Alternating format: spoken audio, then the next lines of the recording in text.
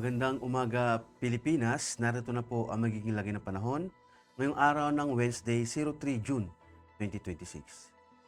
Kasi po sa ating synoptic situation, merong isang low pressure area na nabuo sa labas ng ating Philippine Area of Responsibility.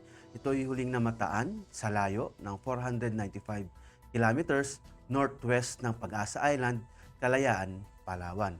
Ang nasabing low pressure area ay mababa ang tsansa na maging bagyo, ngunit inaasahan natin itong papasok ng ating Philippine Area of Responsibility sa Huwebes o sa Biyernes, dito sa may kanlurang bahagi ng extreme northern Luzon. Samantala, southwest monsoon pa rin ang makakaapekto sa northern Luzon, central Luzon, at sa may kanlurang bahagi ng southern Luzon. Dulot nga ng southwest monsoon sa Metro Manila, Pangasinan, Zambales at Bataan, Pampanga, Bulacan, Tarlac, Batangas, Occidental Mindoro at Palawan ay makakaranas sila ng occasional rain.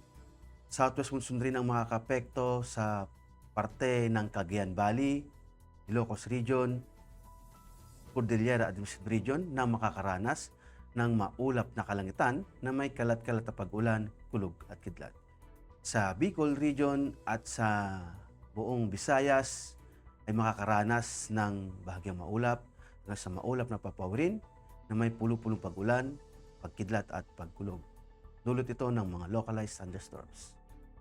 Localized thunderstorm din ang makakapekto sa buong Mindanao na makakaranas sila ng bahagyang maulap hanggang sa maulap na papawirin na may pulo-pulong pag-ulan, pagkidlat at pagkulog.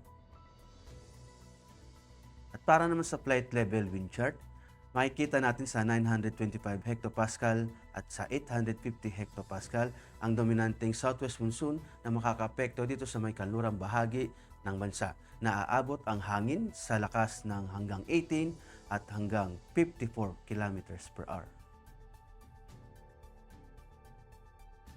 At ganun nga din ang maasahan sa may 700 hectopascal, ngunit ito'y bababa ang lakas ng hangin na aabot ng 18 to 36 kilometers per hour. At pagdating sa 500 hectopascal, makikita natin na dominante pa rin ang isang southwest monsoon dito sa may kanlurang bahagi ng